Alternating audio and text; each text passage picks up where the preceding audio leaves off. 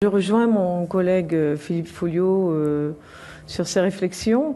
Effectivement, vos propos liminaires, en tout cas, m'ont enrichi par rapport à ce que je savais, puisque lorsque j'étais maire de Cayenne, j'ai eu l'occasion très souvent de discuter avec Madame Chantal Maurice, qui est directrice régionale d'Orange, notamment sur le câble Kanawha, et franchement, je vous en remercie. J'apprécie en tout cas beaucoup vos interventions, et c'est vrai que sans cet outil moderne, je ne sais pas comment les collectivités locales, les citoyens et les administrations pourraient se passer de cet outil moderne.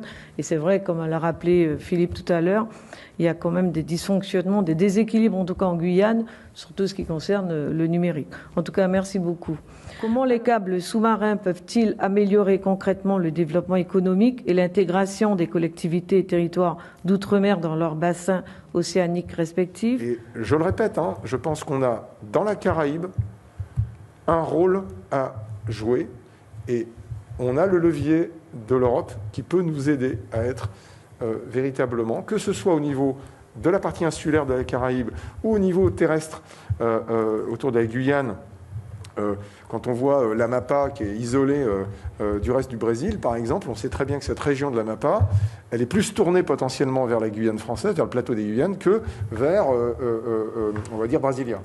Et donc on voit bien que, et pareil, le Suriname, etc., etc. Donc on voit bien qu'on a dans ces bassins des véritables opportunités d'être des zones d'attractivité, des zones de développement, et pas subir, on va dire, parce qu'aujourd'hui, on sait très bien que Saint-Laurent-du-Maroni est la future capitale des territoires ultramarins, puisque le taux de croissance de la population à Saint-Laurent-du-Maroni dépasse toute forme de taux de croissance français, y compris Mayotte, qui est battu à plat de couture. Donc en fait, on va avoir là une ville qui sera plus grosse que Saint-Denis de la Réunion en 2050. Et pour qu'un câble sous-marin ait une efficacité à la fois opérationnelle et économique, il faut que ce besoin de connectivité existe.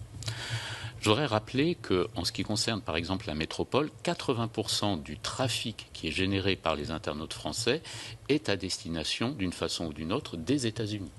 Pourquoi ? Puisque, comme l'a rappelé Stéphane Lelux, les données, les applications, les services auxquels souhaitent accéder les internautes français sont localisés de façon extrêmement majoritaire aux États-Unis. Et cette réalité, elle s'applique également aux Outre-mer. On a évoqué par exemple le cas des Caraïbes. 80% du trafic qui est généré par les internautes guyanais est à destination des États-Unis. 20% seulement sont à destination de la métropole. Il faut donc se garder des idées simplistes qui diraient qu'un moyen efficace de renforcer la compétitivité économique de la Guyane serait d'augmenter les nombres de câbles sous-marins entre la Guyane et le territoire métropolitain.